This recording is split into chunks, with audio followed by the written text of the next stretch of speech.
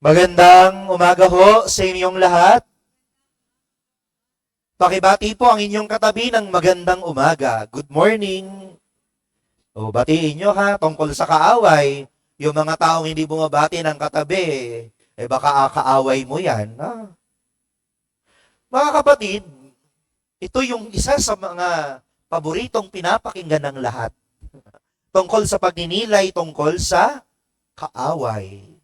Totoo naman, no, na sa ating pagsusumikap na magpakabuti, minsan talagang hindi maiiwasan na may mga tao pa ring mang-aaway sa'yo.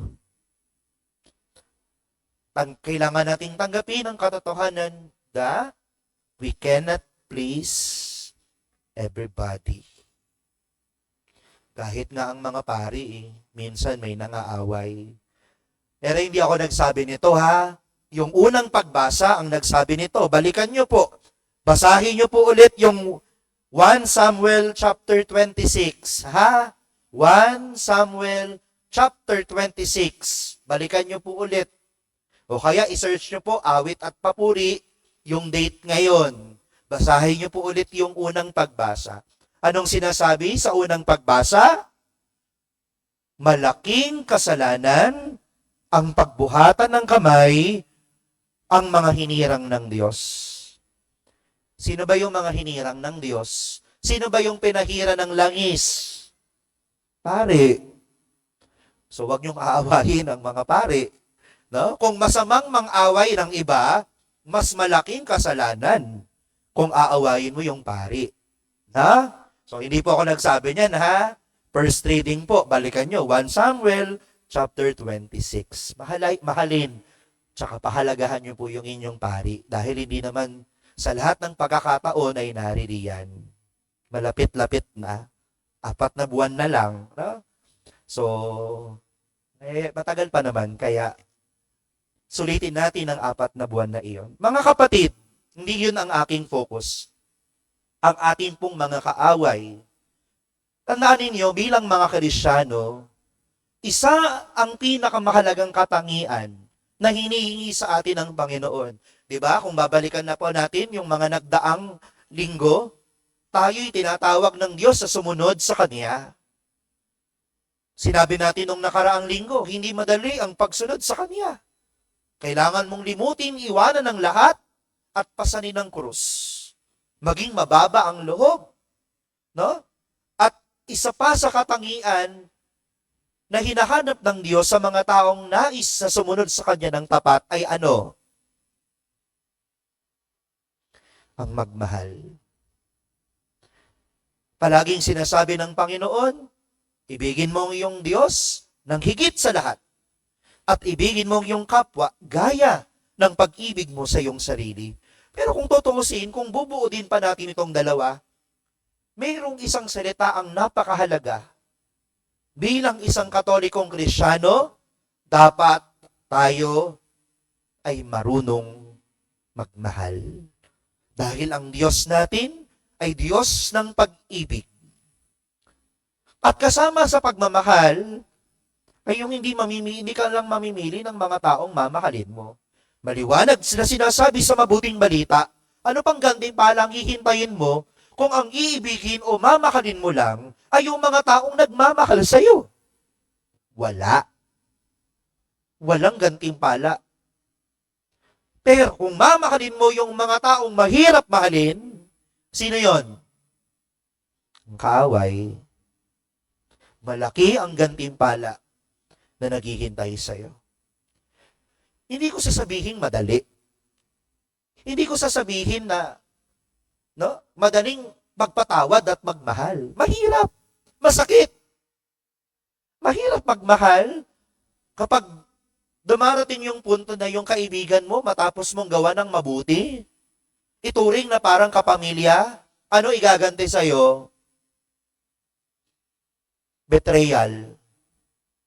Madali bang magpatawad at mahalin ang kaibigang traidor? Hindi. Hindi ko sinasabing madali. Madali bang patawarin? Madali bang mahalin yung tsismosa mong kapitbahay? Ang dali-daling umutang sa'yo, no? Mare, baka naman, pautang, babayaran ko sa susunod. No? Tapos kapag naamoy yung niluluto mong adobo o minudo, ha? Ang bilis-bilis, baka naman, ikaw naman, no? Bibigyan mo, i-share mo yung meron ka. Pero matapos mong gawin ang lahat ng kabutihan, ano ginawa sa'yo? Sinismis ka, siniraan ka. Madali bang patawarin? Madali bang mahalin ang tsismosang kapitbahay? Hindi. O kaya naman yung asawa mo o yung boyfriend mo o yung girlfriend mo, nangako sa'yo, hindi kita iiwan. Sa hirap at ginhawa, hindi kita ipagpapalit. Hindi kita lolokohin. Matapos ng ilang buwan o ilang taon ang pagsasama ninyo, nakakita ng iba, niloko, ipinagpalit ka sa iba. Madali bang magpatawad? Madali bang mahalin ang kaaway na nagtaksil sa'yo?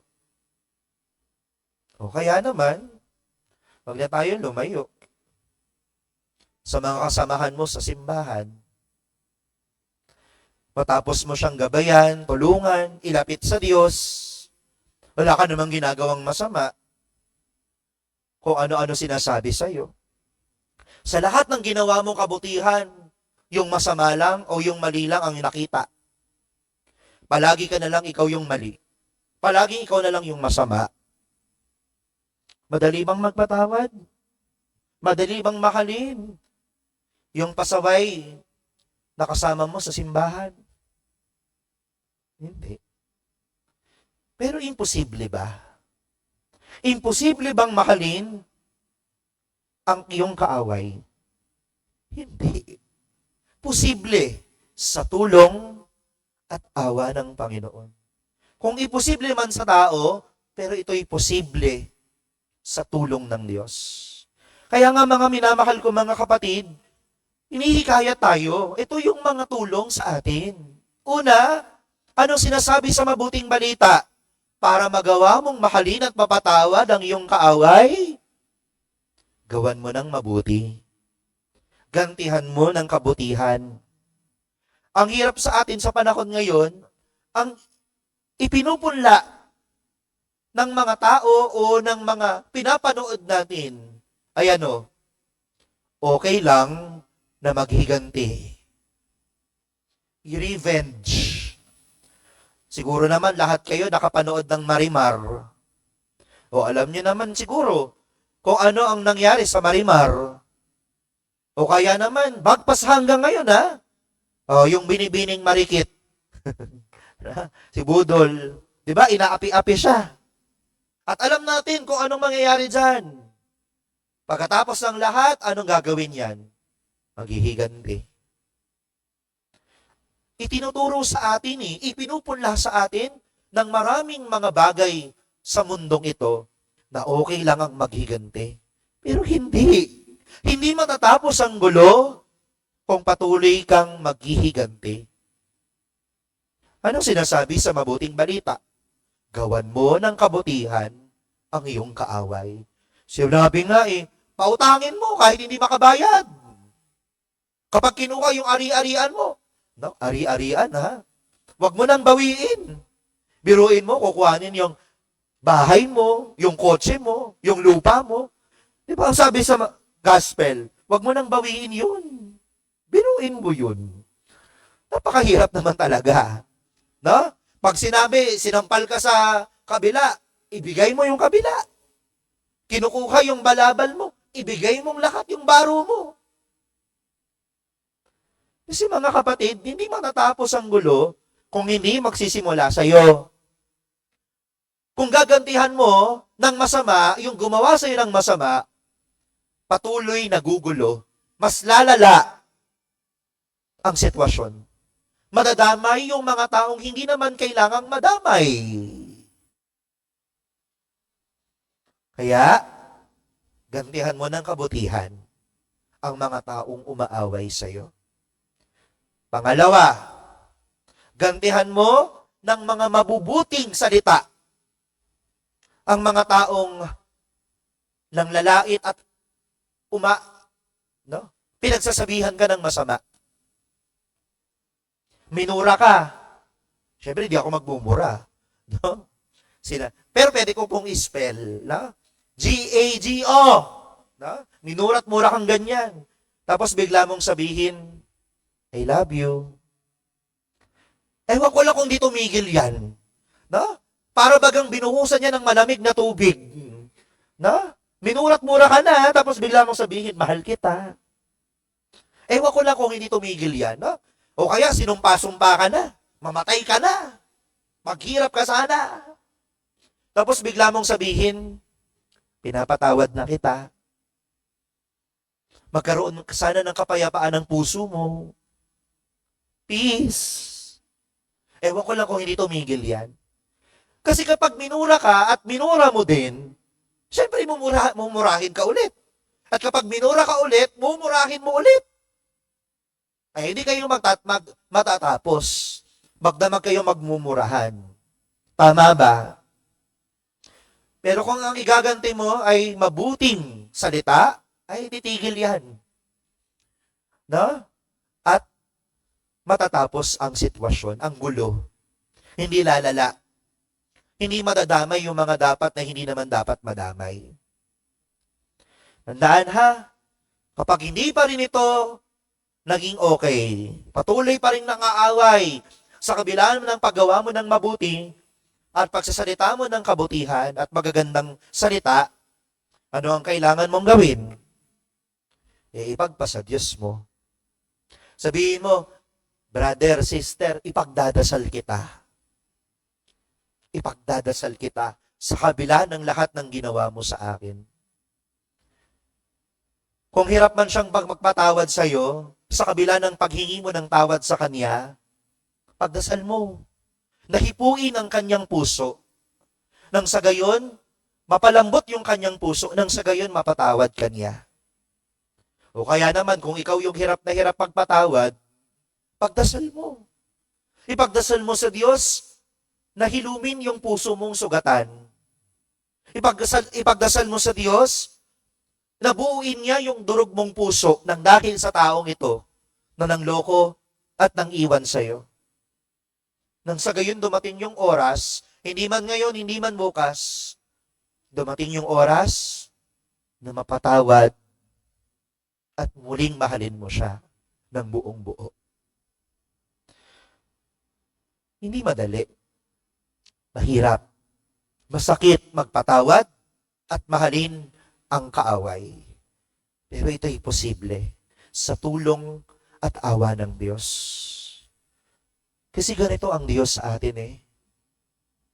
Sa kabila ng lahat ng ating pang-aaway sa Kanya, sa kabila ng ating hindi pagiging tapat sa Kanya, sa kabila ng ating pananakit sa Kanya, sa mga pagkakataon na tayo'y nagkakasala, nakakalimot, at ipinagpapalit siya sa maraming bagay, ano sinasabi niya kapag ikaw ay nagpupunta sa simbahan?